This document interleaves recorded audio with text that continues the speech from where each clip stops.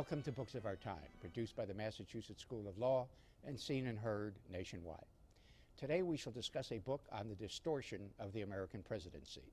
It is called The Cult of the Presidency and is by the senior editor of the Cato Institute, Gene Healy. The book is more than timely and is chock full of relevant history, from the founders to 2008.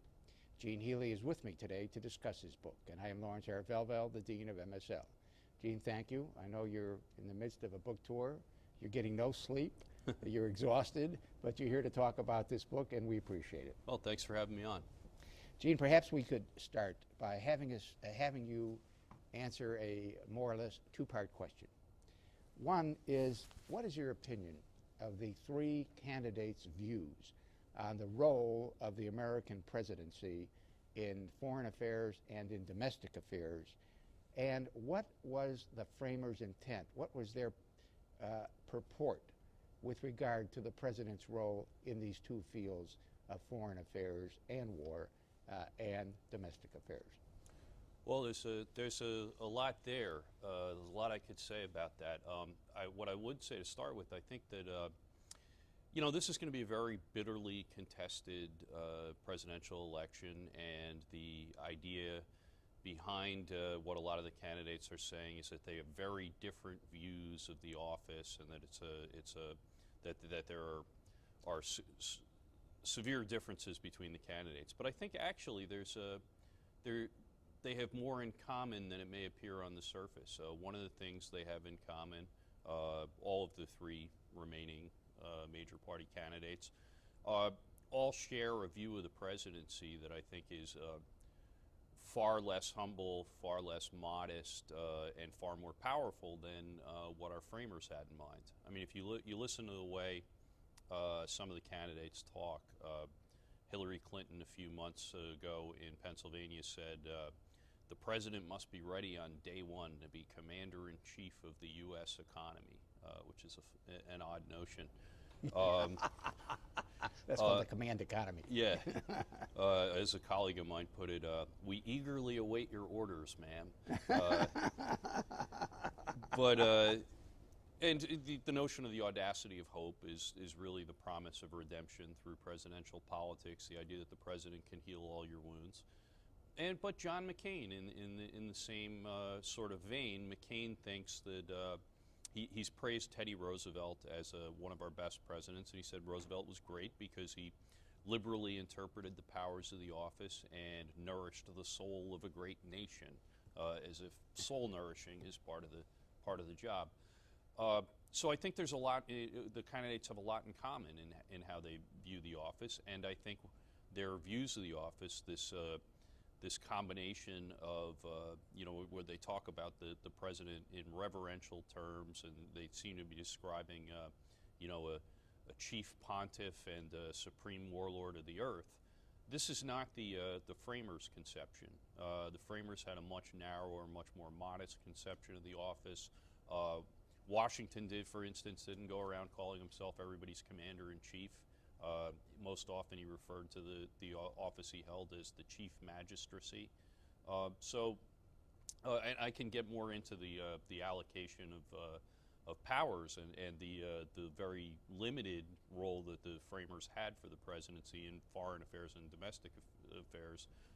But I think the main thing that I find interesting about the current race is sort of the narcissism of small differences, that these candidates really have a lot in common on the role of the presidency, and they embrace a role that the framers would not have recognized. Gene, why don't you get into some of the specifics?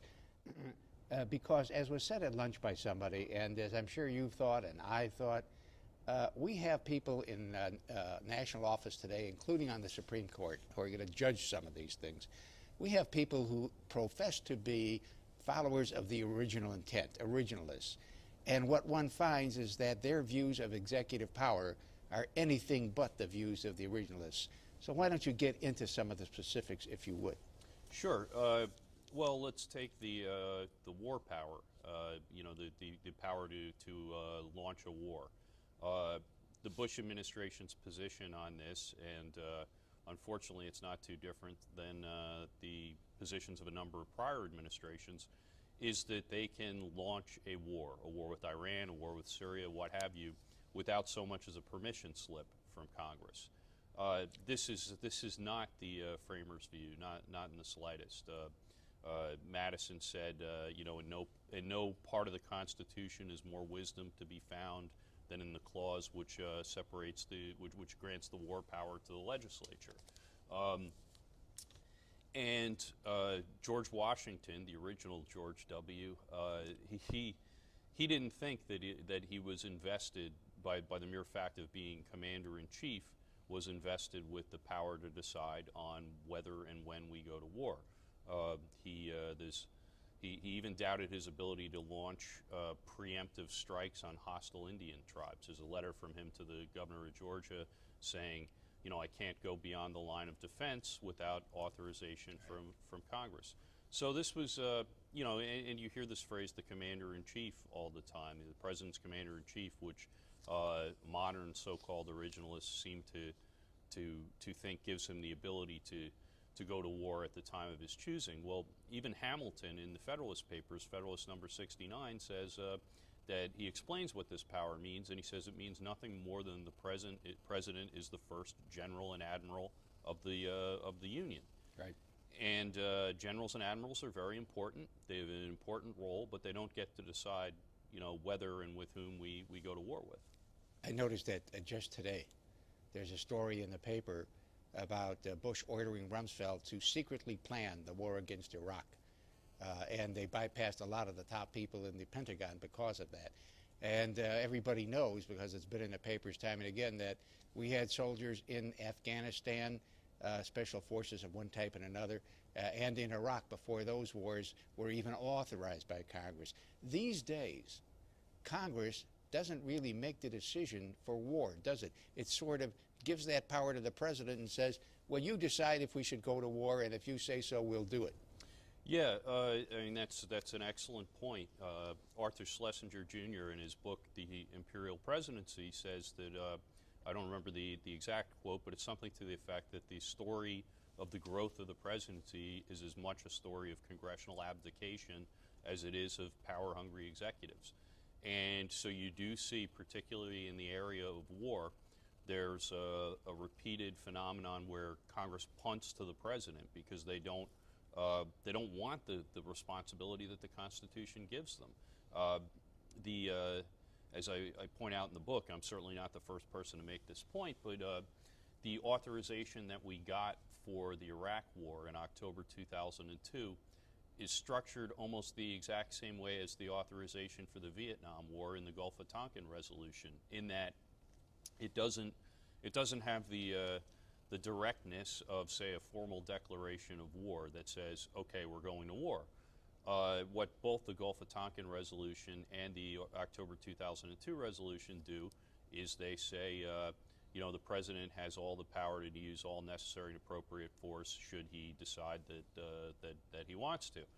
And in each case, it was several months after the passage of the resolution before the war ramped up. Right. Now, one of the reasons Congress does that is because Congress, it's very advantageous for any individual congressman or senator to be able to give the decision to the president and hedge their bets. If the war goes well, they take credit.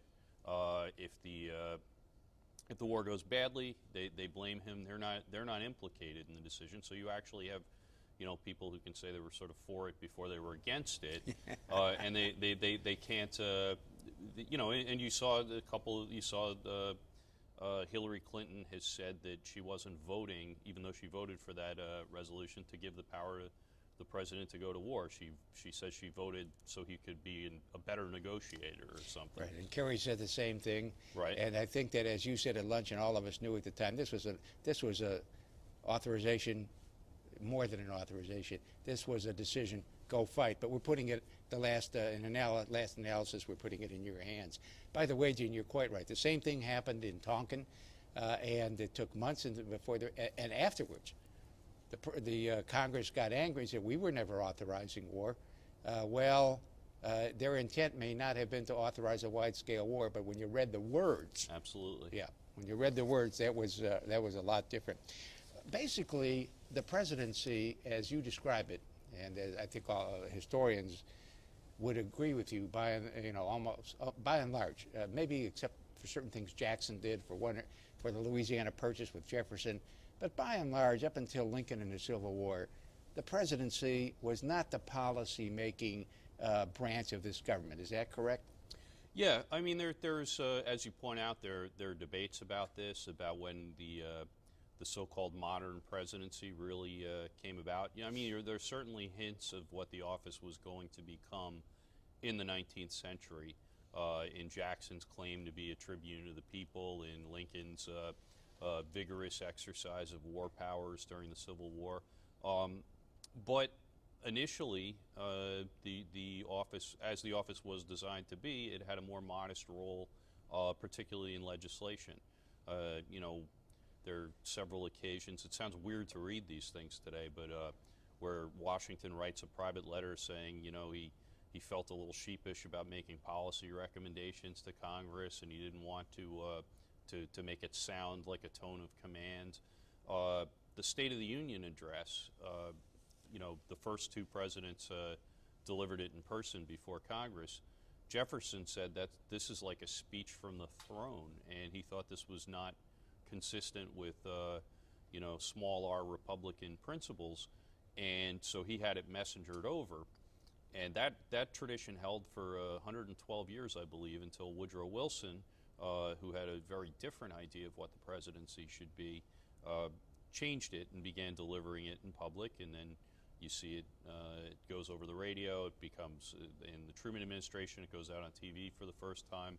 LBJ moves it to prime time, and so now you have the speech as we know it today, which everybody gets up and claps, every 10 seconds in the speech, and it's a laundry list of policy commands. Well, this is very inconsistent with the president's initial role. The president was not supposed to be a populist leader who would issue policy commands to the legislative body. The president's role was really, for the founders, much more of a defensive role, not only in foreign affairs, where he had the power to repel sudden attacks, but also in domestic affairs. He was Congress was supposed to be the real locus of action. Right. The president was sort of a goalkeeper. The veto was there so that he could check Congress when it tried to do anything too rash or when it transgressed its constitutional bounds. But he was never supposed to be the figure that everyone looks to solve whatever the problem of the week is. That would have smacked too much of kingly prerogative, I think, in the framers' minds. And that pretty much lasted, after Lincoln, who did what he did because we were in a war, it went back to being the government was dominated by the legislature. In fact, Woodrow Wilson wrote a book called Congressional Government. It began changing with the progressives around the turn of the century and Theodore Roosevelt, Herbert Crowley, the editor of the New Republic, and a major progressive, and Theodore Roosevelt and Wilson. Why don't you discuss the roles of the progressives in general, T.R. Wilson, Herbert Crowley? Why did it all change at that time? Yeah, that's a great question, and it's there's why it all changed at that time is you could write volumes on and not get the and not get to the bottom of it. But I do think the progressives were a key role. I mean, a lot of people seem to think when they think about how the presidency grew that it was inevitable, that broad changes in broadcast technology and in material conditions and so on made it inevitable that the office would take on broader powers. So it's almost like a Marxian sort of, changing material conditions lead to a different political institution. And I think there's something to that, but I think when you look at the progressives, you start to recognize how important ideology was. They were very self-consciously opposed to the framers' model of checks and balances, and in particular to what the framers hostility towards executive power, um, and in contrast with the role that the framers saw, a much more unromantic and businesslike role for the president, where the president is mainly supposed to take care that the laws are faithfully executed. The progressives wanted, well, Herbert Crowley described Teddy Roosevelt once as a sledgehammer in the cause of national righteousness. And so this was their vision of the presidency. It was a powerful force for accumulating power and promoting reform. And so they were able to take advantage of a couple of big crises, a couple of world wars and Great Depression. And by the time you come out of World War II and into the semi-permanent emergency of the Cold War, you have an office that's vastly different from what I think even Hamilton envisioned. Right. Gene, weren't the progressives driven in part by the inability to have reform obtained through Congress? The progressives started, or at least their forerunners, the Grangers, started in the days when the average working guy, really, they had put him to the wall pretty much, and conditions were really terrible. It's been discussed here in the context of other books on this program. And you couldn't work through Congress because, just like today, I'll reiterate that, just like today, Congress was bought and sold by big money. And so they looked at the presidency as the only way to get things done, and there was an idea of expertise sweeping the world in those days, all over, in South America and in Europe. And all of this also played a role with the progressives too, didn't it? Sure. I mean, and the progressives, none of this is to say, I mean, the progressives were aiming at some real problems. I don't mean to suggest that this was a sinister ideological takeover from the get-go. They had, in good faith, thought that strong executives were necessary to handle some of our social problems. But their conception, and they, as I said, they're hostile to checks and balances, hostile to the framers' view of executive power, the distrust of executive power, and the framers sort of baked gridlock into the system. They wanted it to be hard to get things done. The progressives wanted it to be easy to get things done, and so depending on your view of anyone's individual view of some of the progressive reforms, you get the good with the bad, maybe. The centralization of power. The problem with centralizing power is the same power that can be used as a force for good can also be used as a force for evil. And has been extensively as part of the problem, as a lot of us see it. You describe Woodrow Wilson because, let me preface it this way. Woodrow Wilson, FDR, Truman, maybe not Eisenhower. That's an unusual thing, but maybe not Eisenhower, and maybe not Carter, but every other president contributed, every other president since Eisenhower, contributed to the growth of the power of the American presidency. Now, as I say, it started in the 20th century after Roosevelt, and Taft was a different animal. Then you got Wilson, whom you describe, well, there's another way to say it, as a bad human being. What was this guy all about? The polls all rank him, in the top 10 or so, and you don't think very much of him. No, he was, I think he was a terrible president and a bad human being. He had the worst crackdown on civil liberties in American history. He got us into a war that was, pretty pointless carnage. He was a racist and an all-around bad guy, bad president.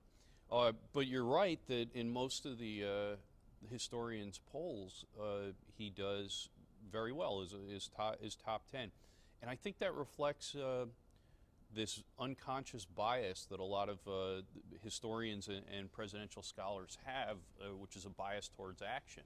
So Wilson dreamed big. He tried big things, and he had soaring rhetoric and grand ambitions. And that, unfortunately, will get you further with historians than just being a president who presides over peace and prosperity, who allows, who allows the economy to flourish and people to get ahead in their lives without screwing it all up. Yeah. I think in some ways, some of the people that are at the bottom of conventional presidential rankings should be at the top, and vice versa. Right, I understand. And I don't know if we'll have time to get into it. That's really cute, though, in a way, because of the way you feel about some of these things, like, the end of the 19th century presidents, Harding, Coolidge, in the 20th century. Pretty much, though, since FDR, Kennedy, Johnson, Truman, Nixon, Reagan, the first Bush, the second Bush, Clinton, these have all been activist presidents in one way or another. And they do that certainly in foreign affairs, which you've described. Although one thing that you might add is it's also true, isn't it, that in the 1980s and 1990s, Reagan, George Bush, and Clinton all went to war without congressional authorization, or in Clinton's case, even though Congress had said no. Right.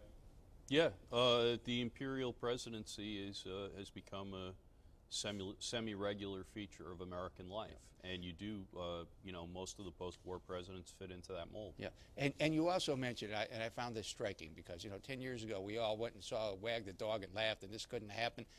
Actually, there's some social science research that shows that it does happen, isn't there? Yeah, there's some uncomfortable evidence from economists and political scientists who have looked at the decisions to use force and found that it happens more frequently among first-term presidents and presidents that are in a rocky economy. That happens, I believe it's twice as frequently as it does for lame duck second-term presidents and presidents who are enjoying a good economy. Now, none of that's to say that they deliberately and quite consciously and cynically decide to, I'm going to distract the public by blowing stuff up. I think it's more the case that if you're president, you're constantly presented with a host of plausible options that you could target, and perhaps you're more likely to subconsciously when you're facing political difficulty. All of which is to say, I think it should be harder to use force, and that the framers were quite wise in trying to separate the command from the decision to use force. Just to cut through some stuff here because of our limited time, this idea of giving the president the right, if he wishes to go to war, you go to war, authorization, this is big time on the domestic scene. I mean, much of congressional legislation is phrased that way. I remember back in 71 or 2 when I moved back to Washington from Kansas, we brought some cases about the wage price freeze. What had happened was that Congress had said, because the Democrats didn't want the responsibility for this, they had said to Nixon, you want to freeze wages and prices, you have the authority. Now, if you want to go ahead. He did. They blamed him. He blamed them. And the point was, it was typical of these delegations, which the Supreme Court permits wholesale, so that Congress doesn't even have to make decisions anymore. They say, all right, you do it if you want to do it. Yeah, you're right. There's an exact parallel, too, to what goes on in foreign affairs. The original idea is that a delegated power can't be delegated, so Congress has to make the law. I mean, that's Congress's job. But, particularly after the New Deal and, the process of modern government has been passing vague statutes that endorse high-minded goals. Protection of endangered species, for example, is a good example, and delegates to the bureaucracy, the executive branch bureaucracy, the ability to actually fill in the gaps. So this also is a sweet deal for Congress, because they get to endorse the high-minded principle, save endangered species. Then when the Fish and Wildlife Service, for example, decides to protect the spotted owl, and it angers loggers throughout the Pacific Northwest, they get to, as somebody said, kiss both sides of the apple, because then they get to rail against the bureaucracy that's enforcing the law that they passed. It's very similar to what happens abroad. They get to punt the decision to go to war to the president and criticize him when it goes wrong. And what Congress ought to be doing in both cases is what the Constitution requires it to do, which is actually have an up or down vote on these important decisions. Yes, the bureaucracy, you spoke of it as filling in the gap. The whole thing's a gap. Yeah. They do 90% of the some huge percentage of the legislating. This has all happened because James Madison turned out to be wrong in what he thought with regard to why each branch would protect its own interests. Explain why it turned out to be wrong for the Congress. I think, I like James Madison quite a bit, and I think the framers were very far-sighted in most areas. But so Madison's notion was that in some ways that the system would be self-regulating because, very wise in a sense, because he didn't want a system where, and the framers didn't want a system that depended on you just continually electing good people to office, because as we all know, you can't depend on that.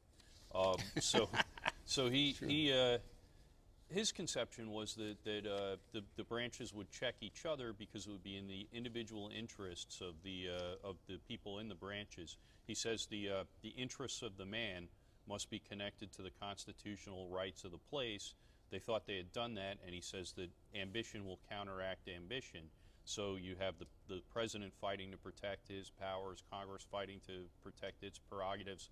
Well, where it hasn't worked out, as you point out, is at least in the last 60, 70 years, is with regard to Congress, because the interests, it's worked out pretty well with regard to the president. The individual who's holding the office has every incentive to conserve his power, to protect himself from overreaching by other branches, and he's done. We hear a lot about that from Cheney today. Yeah. Right. Well, I mean, he has a conception of prerogatives that might have surprised George III, but it's true that presidents do a good job of husbanding the power of the office, keeping it from being overridden. Congress, the problem is that the individual incentives of congressmen are not well aligned with the constitutional rights of the place. There's no mileage really for congressmen to demand that they everybody stand up and be counted on issues like war, because they can enjoy their enormously high re-election rates simply by issuing press releases, passing out pork, earmarking, and a vote on a controversial subject like war is maybe not the smartest thing to do going into an election. And so you don't, ironically enough, I talk about this a little bit in the book. So George W. Bush has, over the years, he's claimed that Congress has no say in intelligence oversight, that he doesn't have to obey the law that Congress passed, setting up a framework for surveillance, that Congress has no say in the decision on war, et cetera, et cetera, et cetera. Insult after insult to Congress's constitutional prerogatives. The one time that I can think of that Congress unified and really got angry about an executive branch assault on their prerogatives was when Representative William Jefferson had his office searched because the FBI had found $100,000 in his freezer. So this was an outrage. Congressman Sensenbrenner had some luridly titled hearings about the executive branch out of control, because they were, whether you agree with it or not, they're searching the office of a guy who seems to be a crook. But this was hitting Congress where it lived. But the other offenses to Congress's prerogatives didn't really matter much to your average legislator. Yeah. It's gotten so bad. You point out something in the book, which I knew about, but not as well as I should have, not as well as I understood it after reading your book. Today, not only does Congress not write the laws, which are written by lobbyists and by the executive branch quite often, it doesn't even read the laws sometimes before it acts on them. And the Patriot Act, you point out, is a wonderful example. And sometimes the legislature's procedures are deliberately jury-rigged so they couldn't read the law if they wanted to read the law. The civics book ideal is you think they write the laws, they read the laws, and if they think the laws are a good idea, they vote for them. But well, you've got a couple of problems there. You got some of these statutes that pass. It would be physically impossible for a legislator, even given ample time, to read these omnibus statutes and figure out what's in them. Some of them are 1,000 pages. Right. You'd be reading all day long, and it's, as you know, it's not the most enjoyable reading. Yeah. The other problem is, as you mentioned, sometimes the votes are strategically scheduled so that you couldn't read the law if you were going to. So you have enormously important decisions on surveillance, on budgets, on intelligence agencies, and nobody has read, except for some staffers, has actually read what they're voting on. And the irony is then you go to court about some of these laws, and the courts pretend to find the congressional intent. Yeah, yeah, as if it can be discerned. As if it could be they have enough trouble when there are speeches on the floor. These are situations we're speaking of now where Congress hasn't even read what it's passing. You talk about the nature and expectations that people have for the presidency today. Why don't you describe what you think about that? Well, I think that people invest far too much. They look to the presidency for things that it was never intended to provide, and that no office really could. We look to the president in a way that British people do not look to. No one expected Tony Blair to save everyone's soul, to heal spiritual malaise within the country and bind us all together. And so I think that people expect too much of the presidency, and the candidates. I started out, I think, by talking a little bit about how the candidates talk about the office, but the candidates talk this way for a reason. So when Barack Obama goes to South Carolina, as he did months back, and gives a speech where he says, I believe that with the right presidential leadership we can create a kingdom here on earth. He's talking this way because people actually believe that the presidency, or at least in some sense believe that the president can heal all the nation's wounds, teach your children well, that the president is the person in the Hillary Clinton commercial who's going to answer the phone at 3 a.m. to keep your children safe from harm. Now, the distance we've traveled from the modest aspirations that the framers had for the office has pretty much guaranteed that there'd be an unhealthy concentration of power in the office. And the fact that people look to the presidency to fulfill all these needs means that the incentive of the person in the office is going to be to seek more power. I can give you one, I think, pretty good example of that, just briefly, is the aftermath of Hurricane Katrina. As somebody put it, in the aftermath of Katrina, the same people, the same half of the country that have been complaining for years about George W. Bush being a dictator were suddenly screaming bloody murder because he was failing to do, in the aftermath of Katrina, a sufficiently convincing impersonation of a dictator. And none of this is to deny that the federal government deserves plenty of blame for the inept response to that catastrophe.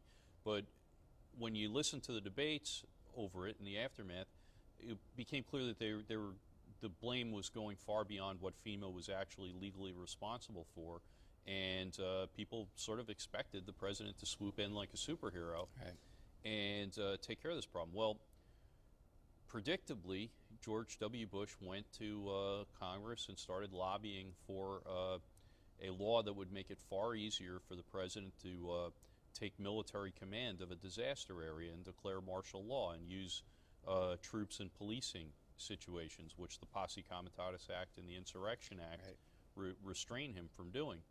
And he got that. He got that power in the fall of 2006. And for a couple of years, the president could have been the potential commander of a federal war on hurricanes and had enormous power to use standing armies at home. Yeah. The provision was actually repealed quietly, was it? thanks to Senator Patrick Leahy in January.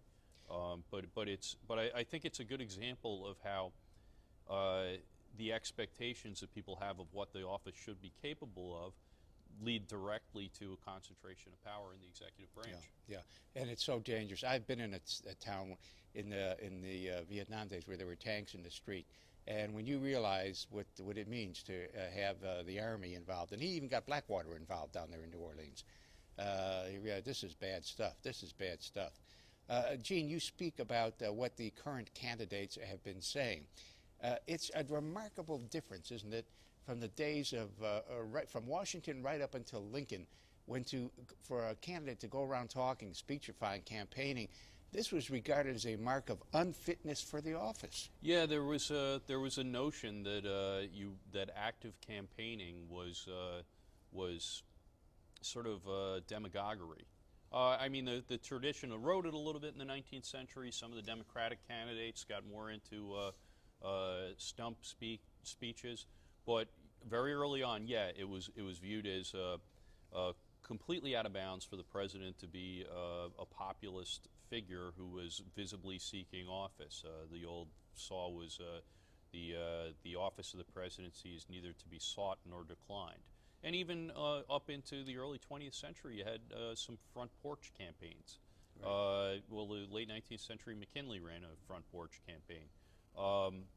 And it's almost unimaginable today that a sitting president would not leave his front porch, or a candidate would not leave his front porch or leave his town much to campaign for the office.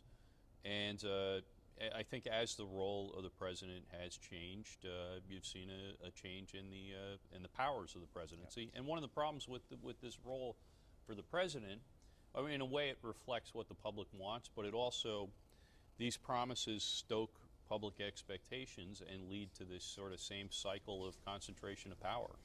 Now, when you talk about some of what you just talked about, the front porch campaign versus the stumping, you say, I have felt for years, literally years, could never find anybody that would agree with me until I read your book, that the kind of person who has what it takes to run for the presidency is simply not the kind of person who is fit to govern, which harkens back to the old days of Washington and Lincoln.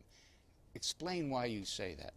Well, I didn't read his memoirs, but I saw a quote from Alan Greenspan's recent memoirs, where Greenspan says that, and this is a guy who's known a number of presidents, has said that I think the quote is, he says, I've been pushing a constitutional amendment for years, and that is, anyone who is willing to do what it takes to become president is thereby disqualified from the office. I love it. I'll vote for that amendment.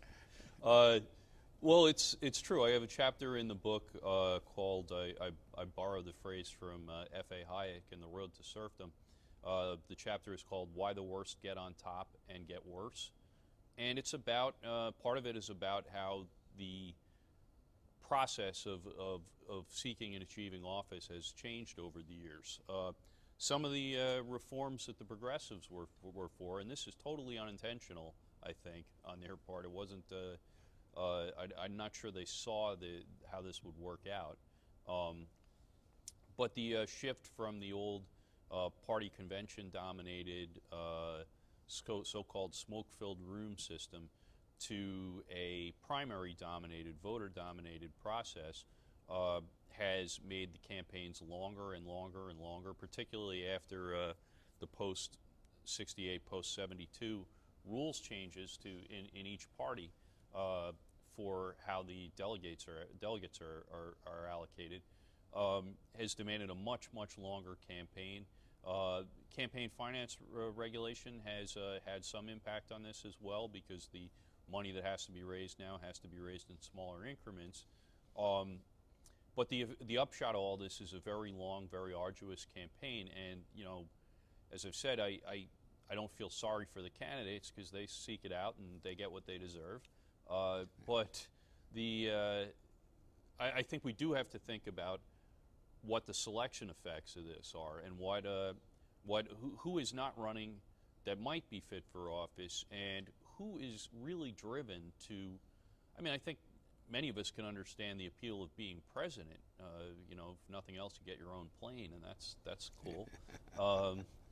But I don't think that very many of us, particularly those of us that are sane, would want to live that way. 2 years, glad handing your way around the country and never letting your guard down for one single moment. That you know, as in that the San Francisco comments made by Senator Obama. You know, anytime you let your guard down a bit, the pressure of it has got to be enormous. And I don't think it selects for anyone who's willing to go through that process. Disproportionately, you're going to get people who really want power.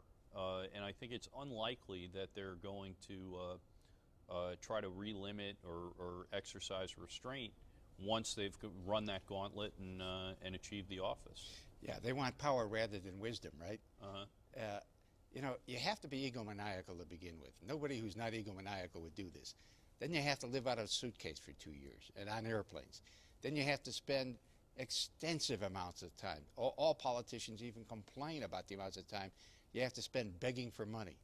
You have to issue platitudes wherever you go. You have to make promises and counter promises. As you say, you have to keep your guard up at all times. This is not sane. This is not sane, and this is not a way to learn what must be done to better the country, either at home or abroad, if you ask me. Yeah, and I think it doesn't really select for the kind of people who are going to have wisdom in the and restraint in the exercise of power. And I think you know, the second half of that chapter is about the environment of modern White House life, which is totally surreal, and how that might impact people who are making very important decisions. And I don't think I really appreciated what made a good president until I got into the research for that chapter, and how difficult it is for the quote-unquote most powerful man in the world to get good information and to find out what's going wrong and to have people treat him like a normal human being. I mean, most of us in our daily lives are, you know, have plenty of occasion, you know, to interact with people who don't think we're all that special and don't care what we think. And the president never has that opportunity, and it's very difficult to get people to give frank advice to the most powerful man in the world. And the smart presidents are people who have, like Eisenhower, who have recognized this and deliberately tried to fight against that tendency. But there's no reason why somebody with that sort of wisdom and appreciation of that difficulty is going to emerge from the modern campaign. Yeah, precisely. You pointed out at lunch that Eisenhower would go into meetings and not tip his hand so people wouldn't know what the boss thinks, and he would have smart guys argue it out in front of him. Kennedy, you point out, and of course this is a famous episode, at the Bay of Pigs, when the executive so-called ex-com was meeting, he wouldn't even go to the meetings because he wanted people to debate with each other rather than look for his lead to see what he thought. He thought that way he'd get the best policy out of it. Yeah, this is a problem that, you know, I mean, CEOs have this problem too, but no CEO can, you know, launch a first strike on another country or send the Sixth Fleet through the Taiwan Straits. So the president has this problem more than any other CEO, and there is this phenomenon where, you know, people they're competing for access to this guy. It determines their status and power, and there's a tendency to look which way is he leaning, and you know, line up behind him to preserve your access. And that is Eisenhower recognized, and as Kennedy came to recognize, that's no way to make good decisions. The best way is to hear smart people fight it out. You know, you have something in the book which just shocked me. Apparently this fella Joshua Bolten, who's running the White House now, he ends every morning 7:30 breakfast meeting with a statement, "Mr. President, thank you for permitting me to serve today." Yeah, that's in one of the recent biographies of Bush. The name of the biography, but it was a guy who's granted sort of unprecedented access to the White House, And yeah, it's Bolton ends every meeting with, or starts every meeting with, "Thank you for the privilege of serving today." And you know, a normal person probably, you know, after the first time would take him aside and say, "Hey, you know, cut that out." A normal person would, if I may put it bluntly, a normal person would puke. Yeah. But I think after you're in the White House for a while, you might come to think that these things are your due. Yeah, yeah. You know, and one of the problems, you mentioned that a CEO can't send the Sixth Fleet, you know, through the Straits of Formosa or Hormuz or wherever. The framers dreaded the concept of a standing army, which has lain at the heart of a lot of what you've talked today, domestic, sending the army to do this or that in New Orleans. A standing army is one of the reasons that a single guy can do so much harm, because we have the most powerful military forces the world has ever seen, and he can just snap his fingers and say, go here, do that. Yeah, and I think the extent to which the amount we spend on the military, the extent to which we're extended in some 700 bases around the world. Actually, there's about 1,000, I'm told, because they're secret bases too. Probably, yeah. This is just the publicly available Pentagon figures, I think. But you know, it's really there's a scholar, Edward Corwin, who wrote that the Constitution's allocation of foreign affairs powers are an invitation to struggle among the Congress and the President. Well, Congress has sort of set itself up to lose, because we have an enormous military and a military that's extended abroad, and the President can use his commander-in-chief powers to, even in the, let's take the case of the Gulf War, before any vote was taken by Congress, President Bush, George H.W. Bush, you know, moved 250, 400,000 troops into theater, and it becomes very hard for Congress to say no at that point. And so I think you know, the size of our military force and the permanence, you know, as you point out, I think Hamilton was an exception, but most of the framers hugely distrusted standing armies, and you know, the Constitution limits appropriations for the military to 2-year periods, and there was never a notion that you know, you would have this extent of a military force available. You know, the idea that you point out appropriations are available, and in addition to appropriations being available, they take money from one pot and put it into another, and so on. The executive does. It has never worked. That they used to say in the days of Vietnam, well, the Congress, if it disagrees, can cut off appropriations, starting with the White Fleet going around the world, and Roosevelt saying, TR saying, well, I've got enough money to send them to Hawaii, and if Congress wants to come back, they'll appropriate more money. It has never, ever worked. Yeah, you need, it's a very tough political decision for Congress, and you know, the Congress has the power of the purse. Theoretically, this is an enormous power, and you'd like to say, oh, well, just don't fund the war if you don't like it. It's an enormously hard task, and the lesson of history is that even to get the sort of minor uses of the power of the purse that came at the end of the Vietnam War, to restrict operations in Cambodia and other places, things have got to get really bad before Congress is willing to exercise that power. That is an exception to my comment that it never worked. But I think it goes to your point, though, because it was well into the Vietnam War, and it was over for practical purposes. Yeah, and so it's never been used. It's never been used to actually cut off a war that Congress hasn't authorized right in mid-stride. That happened in 1973 after 8 years of war, and it was only to stop the bombing of Cambodia. The war was lost beyond retreat. Yeah, and I think even in that legislation, the president got a certain period where he could continue bombing. He vetoed it and said, look, if you let me bomb till August 15th, I think it was, then I'll sign your bill next time. So they did that. The presidential domination of the news cycle has more than a little to do with the extent of the president's authority and his whip hand over Congress, doesn't it? Yeah, but I think also there's a huge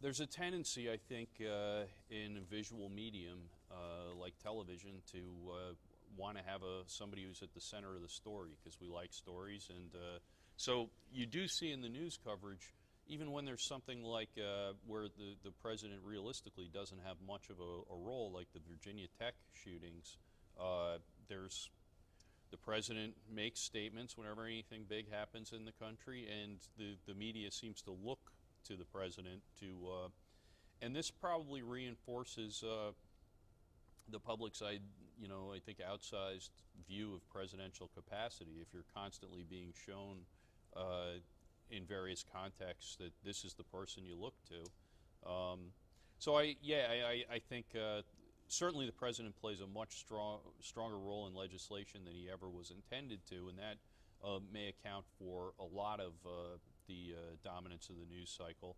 And I think part of it, though, is just this tendency that he's more interesting than an individual congressman or a committee.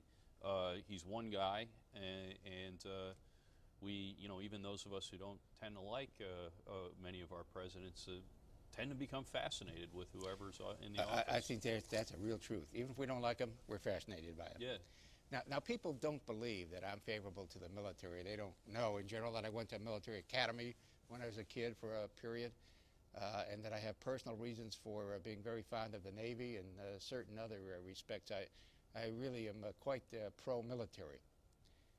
Having said that, isn't it true that what we have seen in the last 50 years since Truman crossed the Rubicon by taking us into Korea without congressional authorization, due partly in large measure to Dean Acheson saying, well, this is not exactly the time for constitutional discussion. Since we crossed that Rubicon, we've become a tremendously militarized country. So much of our economy depends on it. So many of our people are employed in military industries. There's this terrific focus on what our military is doing. This is one of, and of course we have, as we've just discussed, a huge standing armed forces. I mean, this is one of the reasons, is it not? And Eisenhower warned about this. This is also one of the reasons why the president has so much power, because, I mean, we're even talking about him, as people are beginning to comment, as commander-in-chief of the country. Yeah, I think there's, I mean, I'm sure you've heard the phrase from Randolph Bourne, war is the health of the state. Well, war is specifically the health of the presidency.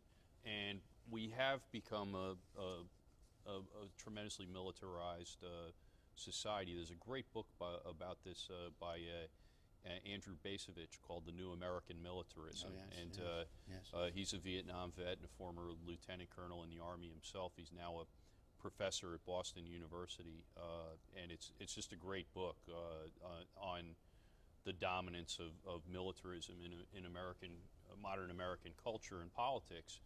And yeah, the framers were actually pretty hostile to militarism. They looked at, I have some quotes in the book from Ben Franklin and others about professional standing armies that would get Rush Limbaugh or Sean Hannity to accuse you of treason and suggest you should be locked up if they were made by a political figure today. Yeah.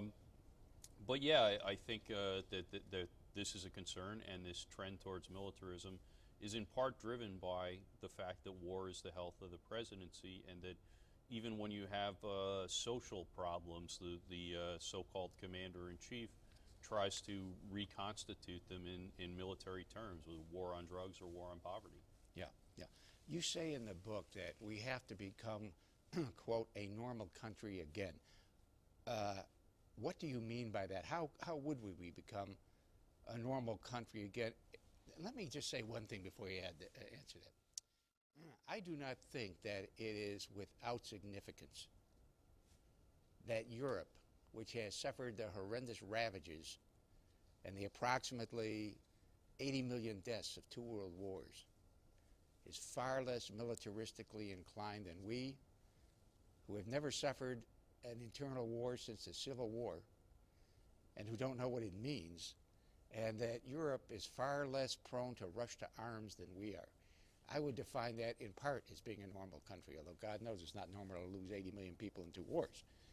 But what do you mean when you say we have to become a normal country again? Well, it does relate to foreign policy. I think that's an excellent point about the effects of the 2 world wars, and you know, I've heard people suggest that, and I think there's definitely something to it, that our relatively much easier experience in those wars has led us to think that problems that we should resort to the sword more quickly. Can I interject something? Sure. Don't forget your point. When you say we had a relatively easier time, that's a true but staggering comment, because our time was so bad, and yet it was relatively much easier. Yeah, and the enormity of the destruction in Europe, I mean, it's probably even an understatement. Yeah. My point. What was my point? Well, you were going to, what a normal country is. Oh, a normal country, yeah. I think that one of the reasons we have the presidency we do is because we've, some could question whether we've ever been a normal country, but for good or bad. But we have this Wilsonian notion, particularly among the elites. This is more of an elite phenomenon than maybe a voter-driven phenomenon, but that America is anointed by God to pay any price and bear any burden to promote liberty and democracy around the world. It is in many ways a really noble idea, and I think we should do more to promote liberty and democracy around the world. I just think that, well, certainly the lesson of the last 7 years is that using the U.S. military toward that end is, I think, a bad idea and a wrong idea, and it has had drastic and terrible consequences. We have about 30 seconds left, Gene. How is it, in your opinion, that the one man who's been president in the last 60 years, who was a high-ranking military man, Eisenhower, Carter had been, but not as high rank, is the only president who appears to have had a sane purchase on the world? Well, that's a tough question. I would say that that Coolidge was sane, Harding was sane. Gerald Ford, I believe, once described himself as disgustingly sane, and he was president by accident, so maybe that tells you something. But yeah, I think Eisenhower did,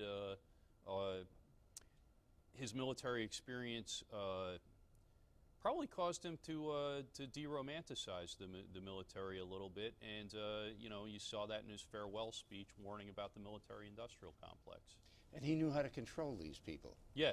And he knew that the leader gets bad information unless he makes every effort to get good information. Right. And he knew how to hide his hand. Yeah. Big time. Gene, thank you. Thanks so much. The book is something that ought to be it brings up subjects that ought to be the subject of our political debate, because the subjects it brings up are beyond important. They go to what's going to happen to all of us and to the country itself in the next 10, 20, 30 years. So thank you for being here. Thanks for having me. To the audience, thank you. Be with us again next time.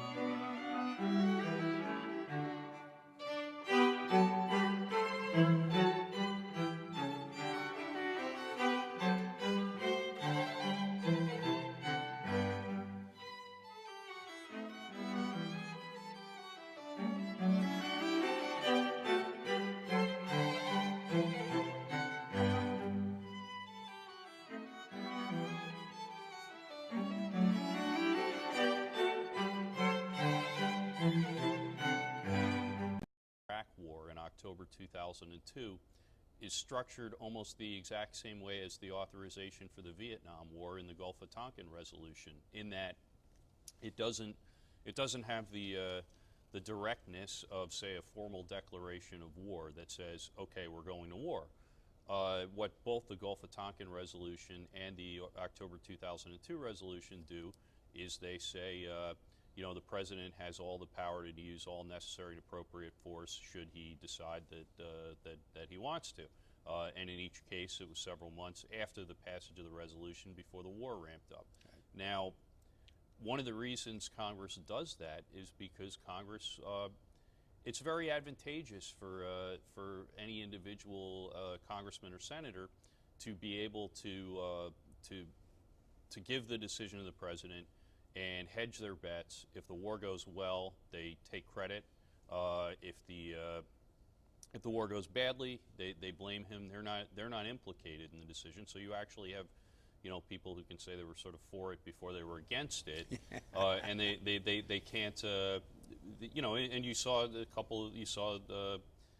Hillary Clinton has said that she wasn't voting, even though she voted for that resolution, to give the power to the president to go to war. She says she voted so he could be a better negotiator or something. Right, and Kerry said the same thing. Right. And I think that, as you said at lunch, and all of us knew at the time, this was a authorization, more than an authorization. This was a decision, go fight. But we're putting it, the last analysis, we're putting it in your hands. By the way, Gene, you're quite right. The same thing happened in Tonkin, and it took months before and afterwards. The Congress got angry and said, we were never authorizing war. Their intent may not have been to authorize a wide-scale war, but when you read the words... Absolutely. Yeah, when you read the words, that would... Can't go beyond the line of defense without authorization from Congress. So this was, and you hear this phrase, the commander-in-chief, all the time, the president's commander-in-chief, which modern so-called originalists seem to think gives him the ability to go to war at the time of his choosing. Well, even Hamilton in the Federalist Papers, Federalist number 69, says that he explains what this power means, and he says it means nothing more than the president is the first general and admiral of the Union. Right. And generals and admirals are very important. They have an important role, but they don't get to decide, whether and with whom we go to war with. I noticed that just today, there's a story in the paper about Bush ordering Rumsfeld to secretly plan the war against Iraq. And they bypassed a lot of the top people in the Pentagon because of that. And everybody knows, because it's been in the papers time and again, that we had soldiers in Afghanistan, special forces of one type and another, and in Iraq before those wars were even authorized by Congress. These days, Congress doesn't really make the decision for war, does it? It sort of gives that power to the president and says, well, you decide if we should go to war, and if you say so, we'll do it. Yeah, that's an excellent point. Arthur Schlesinger Jr. in his book, The Imperial Presidency, says that, I don't remember the exact quote, but it's something to the effect that the story of the growth of the presidency is as much a story of congressional abdication as it is of power-hungry executives. And so you do see, particularly in the area of war, there's a repeated phenomenon where Congress punts to the president because they don't want the responsibility that the Constitution gives them. As I point out in the book, I'm certainly not the first person to make this point, but the authorization that we got for the Iraq.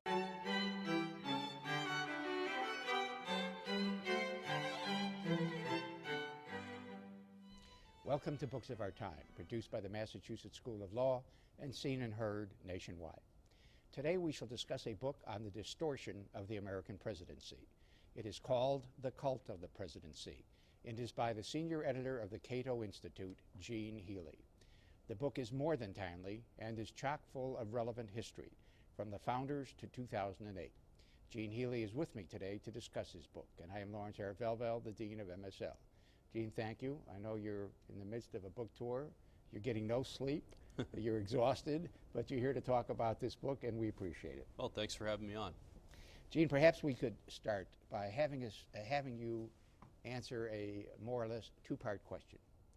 One is, what is your opinion of the three candidates' views on the role of the American presidency in foreign affairs and in domestic affairs, and what was the framers' intent? What was their purport with regard to the president's role in these two fields of foreign affairs and war and domestic affairs? Well, there's a lot there. There's a lot I could say about that. What I would say to start with, I think that this is going to be a very bitterly contested presidential election, and the idea behind what a lot of the candidates are saying is that they have very different views of the office, and that there are severe differences between the candidates. But I think actually they have more in common than it may appear on the surface. One of the things they have in common, all of the three remaining major party candidates, all share a view of the presidency that I think is far less humble, far less modest, and far more powerful than what our framers had in mind. I mean, if you listen to the way some of the candidates talk, Hillary Clinton a few months ago in Pennsylvania said, the president must be ready on day one to be commander-in-chief of the U.S. economy, which is an odd notion. That's called the command economy. Yeah. As a colleague of mine put it, we eagerly await your orders, ma'am. And the notion of the audacity of hope is really the promise of redemption through presidential politics, the idea that the president can heal all your wounds. But John McCain, in the same sort of vein, McCain thinks that he's praised Teddy Roosevelt as one of our best presidents, and he said Roosevelt was great because he liberally interpreted the powers of the office and nourished the soul of a great nation, as if soul nourishing is part of the job. So I think there's a lot. The candidates have a lot in common in how they view the office, and I think their views of the office, this combination of, where they talk about the president in reverential terms, and they seem to be describing, a chief pontiff and a supreme warlord of the earth.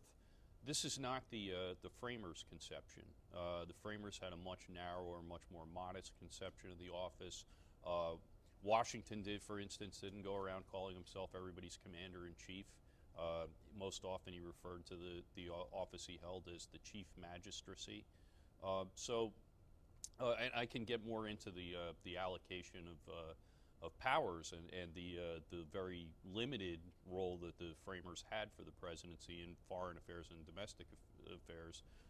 But I think the main thing that I find interesting about the current race is sort of the narcissism of small differences, that these candidates really have a lot in common on the role of the presidency, and they embrace a role that the framers would not have recognized. Gene, why don't you get into some of the specifics? Because as was said at lunch by somebody, and as I'm sure you've thought and I thought, we have people in national office today, including on the Supreme Court, who are going to judge some of these things. We have people who profess to be followers of the original intent, originalists. And what one finds is that their views of executive power are anything but the views of the originalists. So why don't you get into some of the specifics, if you would? Sure. Well, let's take the war power, the power to launch a war. The Bush administration's position on this, and unfortunately it's not too different than the positions of a number of prior administrations, is that they can launch a war with Iran, a war with Syria, what have you, without so much as a permission slip from Congress. This is not the framers' view, not in the slightest. Madison said, in no part of the Constitution is more wisdom to be found than in the clause which which grants the war power to the legislature.